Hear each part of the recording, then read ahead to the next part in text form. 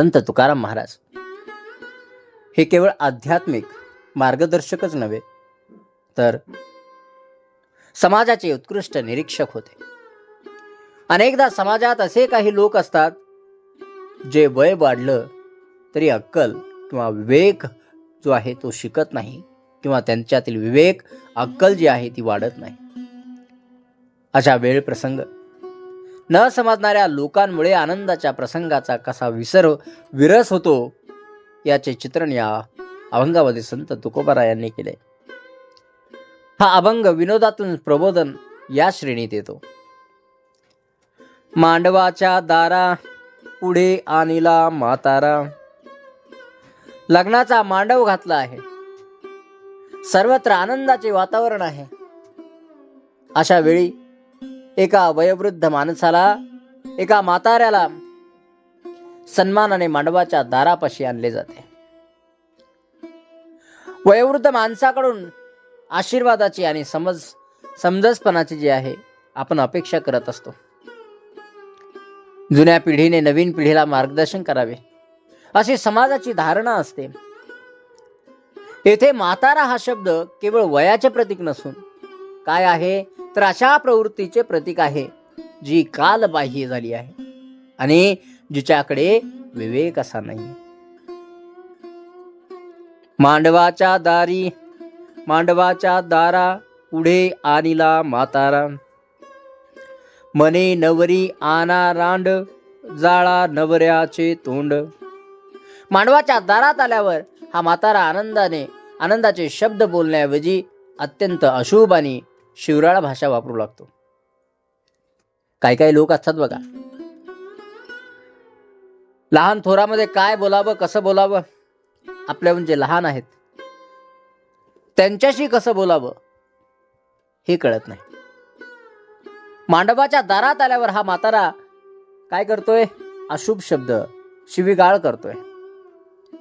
तो नवरीला रांड किंवा विधवा अत्यंत अशुभ शब्द आहे तो म्हणतोय. आणि पुढे काय म्हणतो?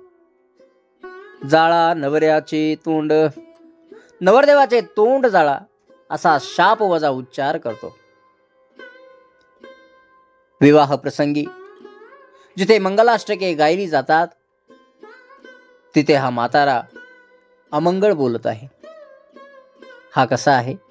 विरोधाभास तुकोबांना मांडायचा आहे आणि ते या शब्दामध्ये मांडतात. काही माणसाचे अंतःकरण इतके कडू असते की त्यांना आनंदाच्या जागी ही केवळ दोष आणि वाईट गोष्टी दिसतात. वाणी रजस्वला स्रवे तैशी, या युक्तीप्रमाणे त्यांची जीभ कशी आहे? जीभ केवळ अशुभ शब्दच बाहेर टाकते. तुम्ही बघितलं असेल बघा, नवरीचा बाप जो आहे तो मोठ्या धूमधडाक्यात मुलीचं लग्न लावून देतो.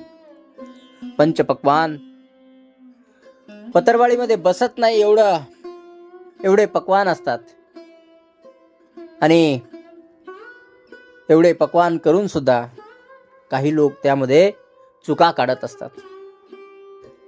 हे जरा पांचट झालं, ते जरा गोड नाही झालं, याच्यात मीठ कमी आहे, त्याच्यात तेल जास्त आहे.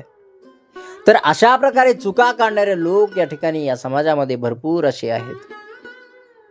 जसं तुकोबारायांनी या ठिकाणी एका म्हाताऱ्याचा उल्लेख केला आहे, मने नवरी आना. तर हे जे शब्द आहे अशुभ शब्द, शिवराळ शब्द या ठिकाणी वापरलेले आहेत. तसे लोक भरपूर आहेत या समाजामध्ये. त्यांना वेळेचं भान नसतं, त्यांना जागेचं सुद्धा भान नसतं. समय न कळे काय उपयोगी वेळे. समय म्हणजे वेळ किंवा प्रसंग. तुकोबाराय म्हणतात, ज्याला कोणत्या वेळी काय करावे, काय बोलावे आणि कसे वागावे हे समजत नाही, तो माणूस समाजात कोणत्याही उपयोगाचा नसतो. जीवनामध्ये चातुर्य पाहिजे, विवेक पाहिजे. हे जे दोन गुण आहेत ते खूप अत्यंत महत्वाचे आहे. कितीही ज्ञान असले तरी ते जर योग्य वेळी वापरता आले नाही तर ते कसे आहे? व्यर्थ आहे. लग्नाच्या मांडवात स्मशानातील भाषा वापरणे हे अज्ञानाचे लक्षण आहे. ज्याप्रमाणे अन्नात थोडे मीठ आवश्यक असते, थोडे म्हणजे चवीपुरते, पण ते जर खिरीमध्ये टाकले किंवा एखाद्या गोड पक्वान्नामध्ये टाकले तर ती जी खीर आहे किंवा एखादा गोड पक्वान्न आहे तसे खाल्ल्या जाईल का? खाणार नाही, ते वायाला जाईल. तसे अवेळी बोललेले सत्यही कसे आहे? विषासारखे ठरते. त्यामुळे आपला विवेक जो आहे, आपलं चातुर्य जे आहे, हे जे दोन गुण आहे ते आपल्यामध्ये असणे आवश्यक आहे. तुकोबाराय म्हणतात, तुका म्हणे खरा येथुनिया दूर करा. तुकोबाराय म्हणतात, असा जो माणूस आहे, असा माणूस म्हणजे साक्षात खरा आहे. खरा म्हणजे गाढव आहे, गाढव. आणि त्याला उपदेश करून सुधारण्यापेक्षा मांडवातून म्हणजेच आनंदाच्या प्रसंगातून किंवा सज्जनांच्या संगतीतून, सज्जनांच्या पंगतीतून किंवा सज्जनांच्या बैठकीतून तात्काळ काय केलं पाहिजे? बाहेर फेकलं पाहिजे, दूर केलं पाहिजे त्याला. काही काही गाढव लोक असतात, खरे लोक असतात. या ठिकाणी तुकोबारायाने गाढव या शब्द खरा, तुका म्हणे खरा इथून या दूर करा. जे कुविचारी लोक असतात, अशुभ बोलणारे लोक असतात, त्या अशुभ लोकांमुळे, त्या कुविचारी लोकांमुळे जे बाकीचे लोक असतात, आपल्या मनातील जी शांती आहे आणि भक्तीचा मांडव जो आहे विखुरला जाऊ शकतो.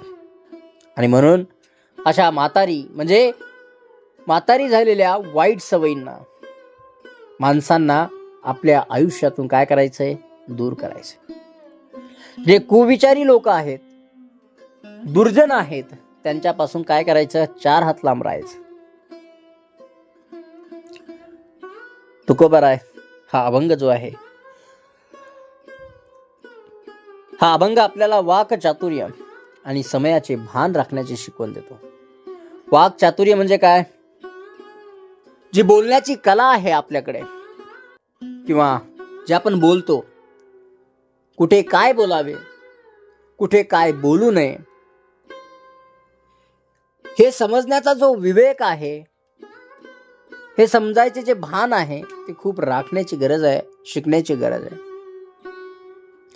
संसारामध्ये आणि परमार्थात आपली वाणी ही नेहमी मंगल आणि दुसऱ्याला सुख देणारी असावी.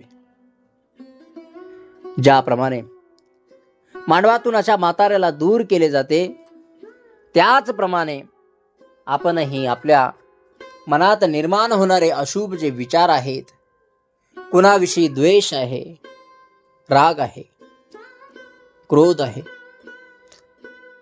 तो कसा केला पाहिजे? दूर केला पाहिजे. तरच आपण काय करू? विठ्ठल नामाच्या मांडवामध्ये बसण्यास पात्र हो.